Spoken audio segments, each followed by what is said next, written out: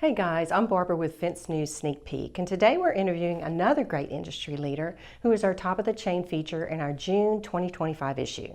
We're talking with Ken Ewing, Business Development Manager of Bullborn Fence Factory. Bullborn Fence Factory is a Pennsylvania-based manufacturer specializing in galvanized woven wire fencing. Even though Ken has had a front row seat to the company's early years, challenges, and successes, he did not start out in fencing. In fact, Ken was a music teacher. How's that for a career change? Let's get that story and more from Bullborn Fence Factory's Ken Ewing.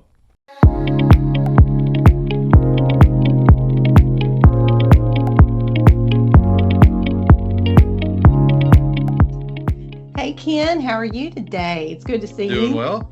Well, good. I'm excited to get to know a little bit more about you and your business, and so we got a few questions, and you ready to get started? Sure, absolutely. Okay, awesome. Tell us a little bit about where you're from and your background.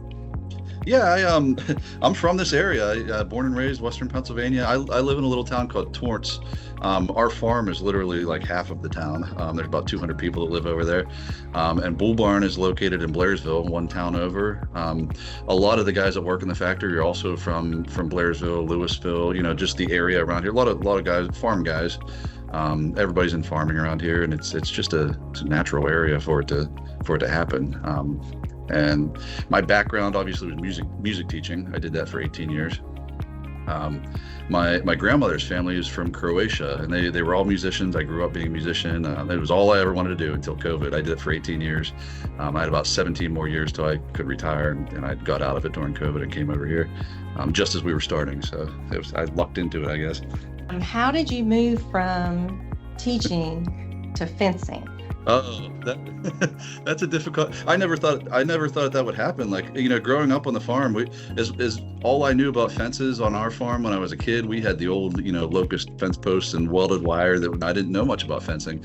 Now, I told you I got out of teaching during COVID. I didn't exactly leave on good terms. There were a lot of teachers who were unhappy with what was going on. It was a tough time. Teaching online, I walked out. And I came over here to Bull Barn. I knew of John, and John McConnell started this. He'd been in the industry for a long time, and just walked in the door. And it took about a month to transfer over here, but I started on the machine, within a month here, and worked for about a year on the machines, and then got into sales. So can't take credit for the business. I mean, I'm the main sales guy here, but yeah, John really started the place. Did anything in your teaching career, do you feel kind of prepared you for the role you're in now? Oh, absolutely. Growing up where I did, living on a farm, I was kind of secluded. I'm kind of an introvert, believe it or not, but working with kids all day long, especially high school kids, and running a jazz band and a marching band and flying kids all over the country, it changed my personality. I mean, just being able to deal with people, learning people's personalities, helping people, that just led right into what I do, and that is what I do. I mean, the fence sells itself. It's a commodity that everyone needs, and I just try to give the best service that I can, and that is what we do here. So teaching really prepared me for this, believe it or not. Bull Barn is relatively young. What has the growth path been like for the company itself? Yeah, when I came in here, it was John and his wife Lori. Now we do have an owner from Australia, Southern Wire in Australia. They've been around since the early '90s. Jerry Siveright helped John get started, but we only had a couple old machines when I started. Now it's all state of the art now. We're running 6 or 7 machines, 24 hours a day. But when I started, it was an old machine that just wasn't running well. It made good fence when it ran. And we were just looking at sustainable growth. I know, like, John thought this was just going to be a little retirement project. He always says we're going to make some fence in the morning and sell it in the afternoon. And it within a year, it was obvious that's when I came in. It was obvious it was going to be more than that. And now, solar, the commercial guys are getting into solar farms. They're using more ag fence, DOT projects, and that's not even talking about how much ag fence we make. I mean, it's really exploded, and we've only been here 5 years. It's pretty amazing. I never expected it to become this, and I don't think any of us did.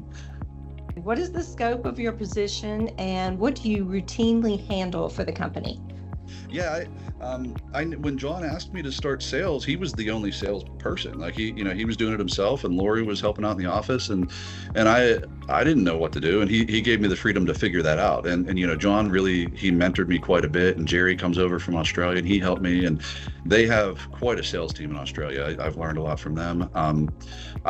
I kind of learned as I went, and I just got in the truck and drove around the country, flew places, and the first thing that I did was I got on Facebook and I joined all the fence groups and I learned about all the people.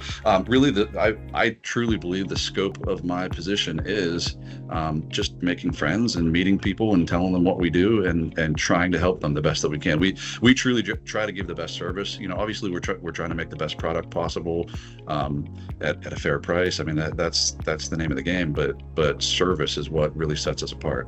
Now I do have Digger, we just brought in. He's another sales guy. He's kind of helping out on the East Coast now. We're growing, but we're still all about providing the best service. That's what kind of put us on the map, I think. How did y'all get an Australian partner? How did that come about? Well, John had done business with him. John was the general manager at Kenco for I don't know, 2.5 decades or something like that, and they do ship quite a bit of woven wire into the U.S. And Jerry and John just partnered up, and it made sense, and there was nobody producing woven wire in the Northeast, and there still really isn't. We're it. There's not a whole lot of people.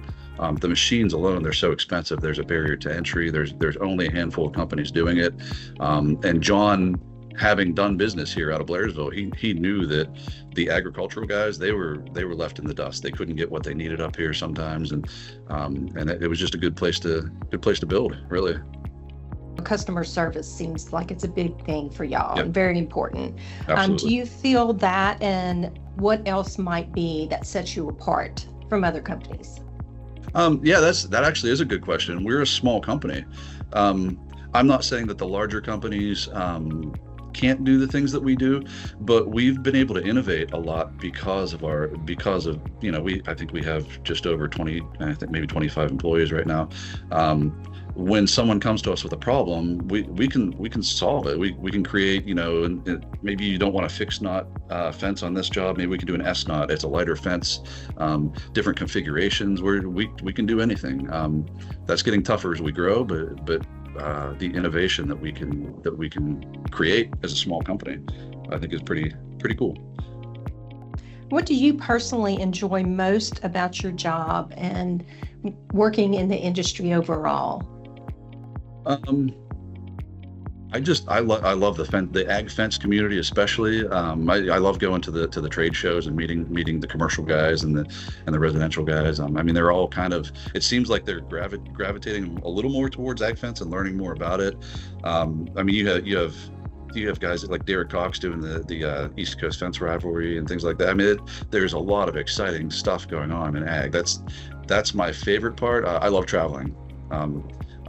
I think I mentioned in the article in the magazine that I try not to stay in the office too long. I might be here for a week and a half, 2 weeks, and then I'm back out on the road just seeing people and meeting people, and I've been given the freedom to do that, and I think that's really important as a sales guy. It helps.